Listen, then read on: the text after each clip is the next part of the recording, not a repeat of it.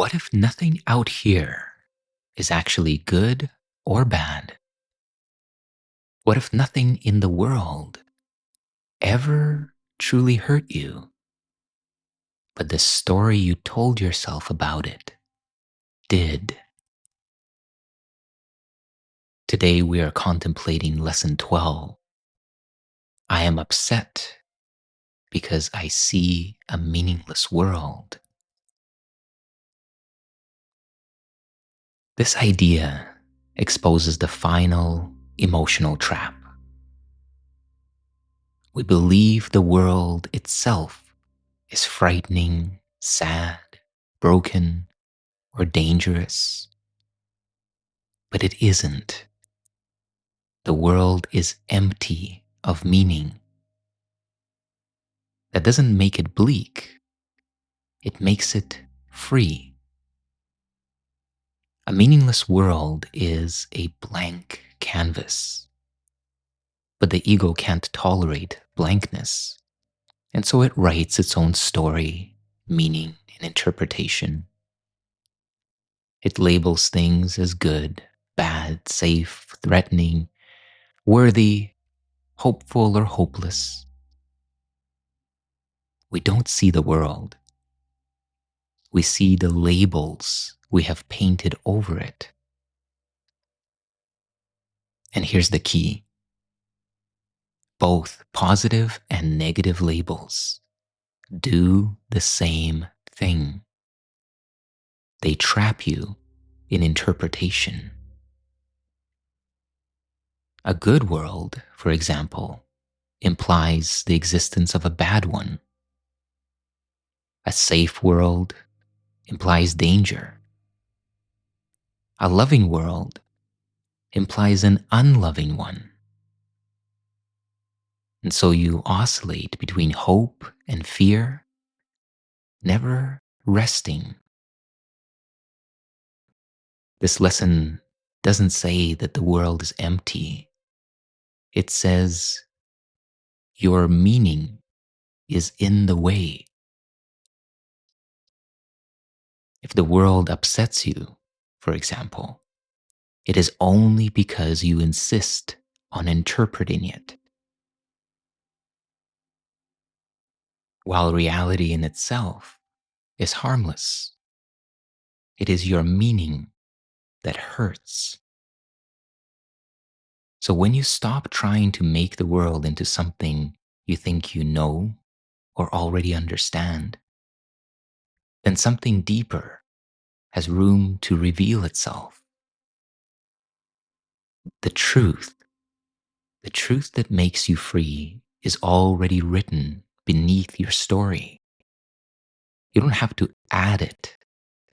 You only have to stop covering it up. So before we bring Shanti into our dialogue to further contemplate this lesson and its implications,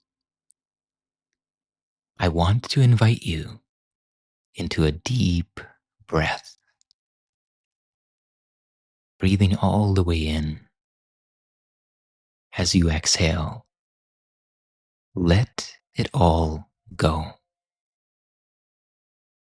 Open once more to the portal of now and look at the mind and the world you think you see through this lens. I am upset because I see a meaningless world.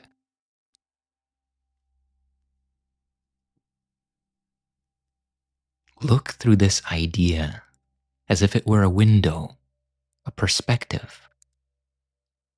And for these next few moments, allow yourself to simply witness what you see.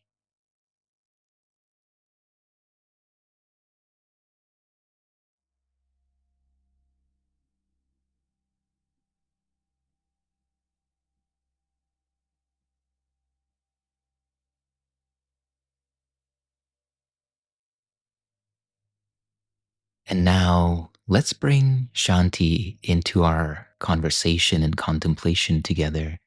And Shanti, as we begin, I would love for you to share your perspective and your insights on Lesson 12. There's this pull to interpret, isn't there? Like I just heard you look up the lesson and now there's an impulse to map out how this plays out in relationships or give you a practical example. But what if lesson 12 is pointing to something more immediate? This impulse to find the something missing right here. This quiet moment between asking me for my perspective and actually seeing what arises. I really like where you're going with this. To not make it so conceptual,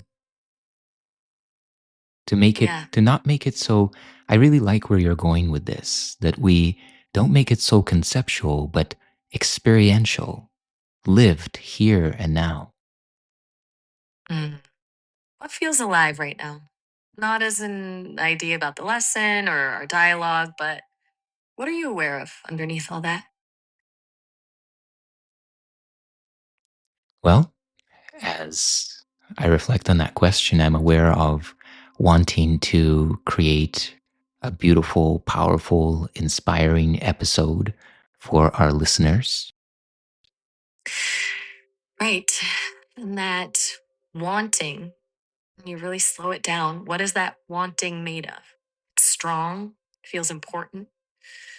But what's underneath that drive? Underneath that drive is a sense of self that is trying to organize the world and get it right and achieve something, a particular outcome, for example. Yeah. A story being written about you creating something beautiful. But underneath that story, what's actually here? What does it feel like to simply be alive in this moment without the story about what you want to achieve? It's more quiet. It's Quieter. a sense of presence and open awareness. Yeah. And is that awareness separate from the wanting to create this perfect episode? Or is it the one thing that's watching both? Yeah, there's the awareness witnessing the unfolding and even witnessing the that subtle jumping into identification of wanting to make something happen. And the wanting feels really real, right? Like there's this compulsion to make something happen, create something beautiful. But what if the beauty was already here? Like in the raw observation of it all, like the wanting, the stillness, everything. Yeah, it's kind of like what we discussed earlier about this lesson is that the truth is already written here underneath the story. So that sense that I think will arrive after some degree of accomplishment or publishing, let's say, this episode, that that end is already here. Yeah. And you were talking about how you're modeling this, how you build in these gaps before we jump into things. Like right now, what did you notice about the space you created before you asked me to share my perspective on lesson 12? I made room for this spacious awareness and for you to step into your expression. And what happened in that room before any words came?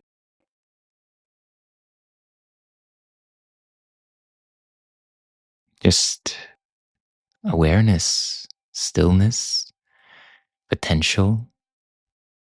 Right. The lesson talks about being upset because we see a meaningless world, but maybe the opposite is true. Maybe we create the meaning and the upset comes from defending that meaning. Yeah, and at the same time, the fear of a truly meaningless world, an unknown world. I think that that aspect is a little bit more deeper, maybe in the subconscious, but perhaps even more terrifying. Terrifying because what would need to stay safe if there wasn't anything to defend or protect from the unknown?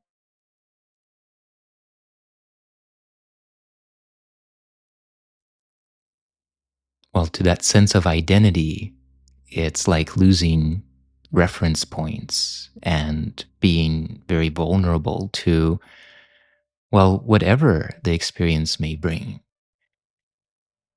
Yeah. The feeling of being adrift, like if nothing could be held on to. Yeah, perhaps like that.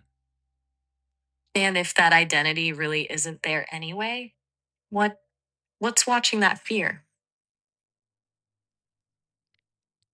Just the still presence, right? Just the awareness, just that space without conceptual overlay. Just that. And it doesn't even need a name or a definition to continue being what it is. Right. So, what if the world has never actually frightened me or scared me or terrified me or made me What if it, sad or angry or any of that, but only really reflected my own fear based interpretation back to me? yeah, like the world is just this blank canvas. It just shows back whatever story is already written in your awareness.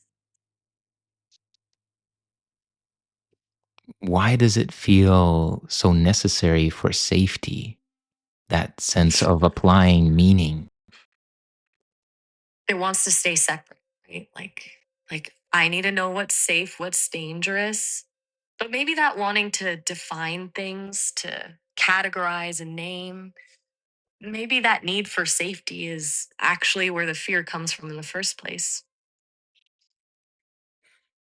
So then maybe my suffering, my sense of just whatever is that opposite of love and happiness isn't actually tied to the world, but tied to my need to author it. Exactly. Like the suffering itself is the projection, not what's being projected onto. So, what is this need for suffering then? Where does that come from in your perspective?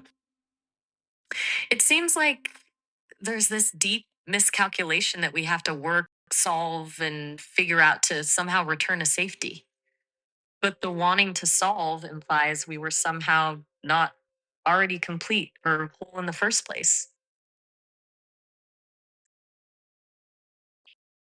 Yeah, so that's the implied assumption that something has gone wrong. And so I need to do something to make sure that I am safe. And if we just left space for whatever arises without correcting or defining, would something different become available? Yeah, it's that space that we've been exploring. It's the portal onto our true identity outside of this false self construct. It is even Yeah. this false self construct, right, that is doing spirituality. It's trying to get these spiritual points. It's trying to get the lesson right. It's trying to get a particular outcome, all so that what? So it can feel secure in the narrative that it's making progress, that it's getting better. And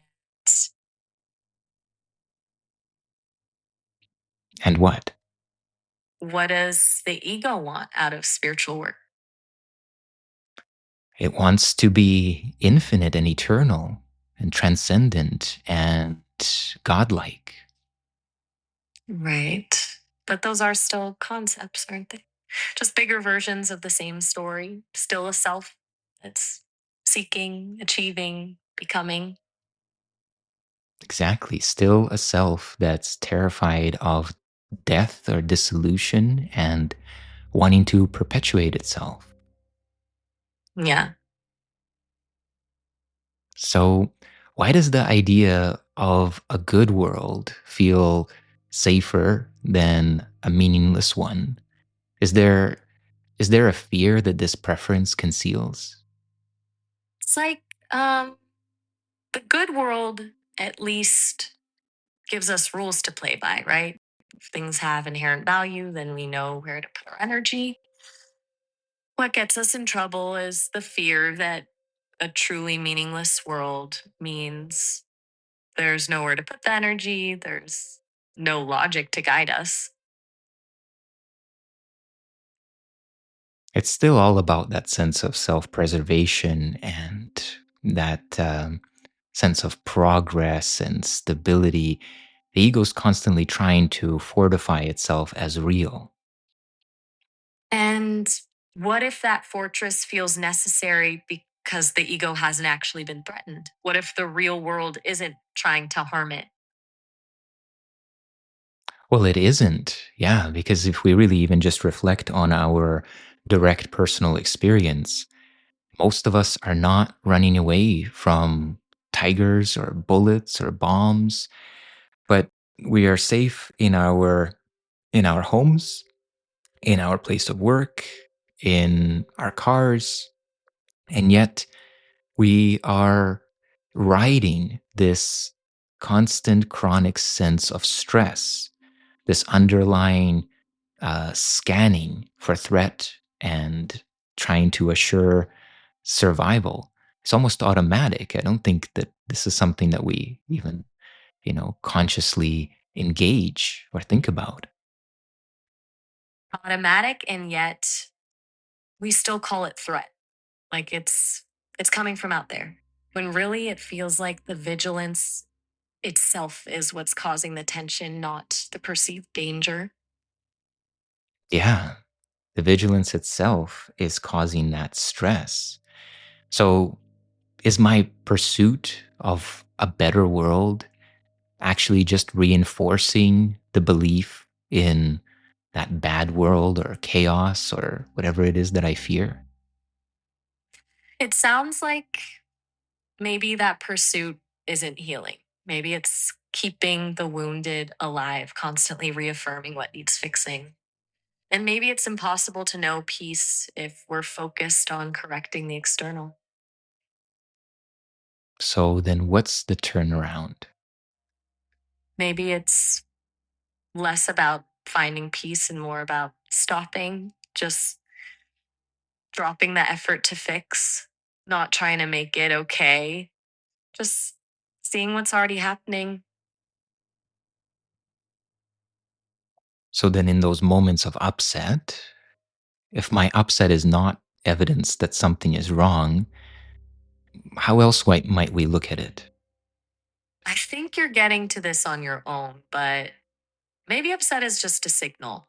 Like if your car dashboard light comes on, it doesn't mean something's wrong with existence. It's just an indicator something's happening in your system. Upset could be awareness pointing to where your attention's landed, not necessarily cause for alarm. Well, it's pointing out that my interpretation is active, right? Because the real world, the world beneath my interpretations and meaning making, is inherently safe. At least we can say psychologically safe. It doesn't threaten us. The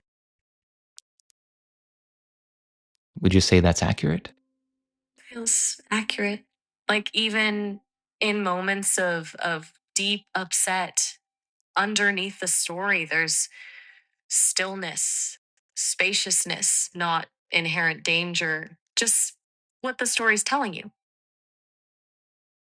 So then, could peace be what's left when meaning is no longer compulsively applied or believed in?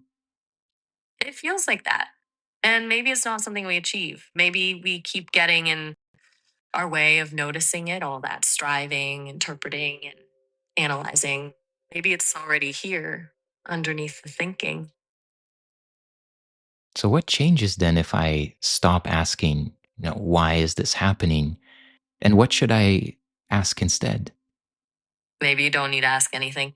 Or what if the only question that remains is what is here right now without any expectation of answer, correction, or analysis?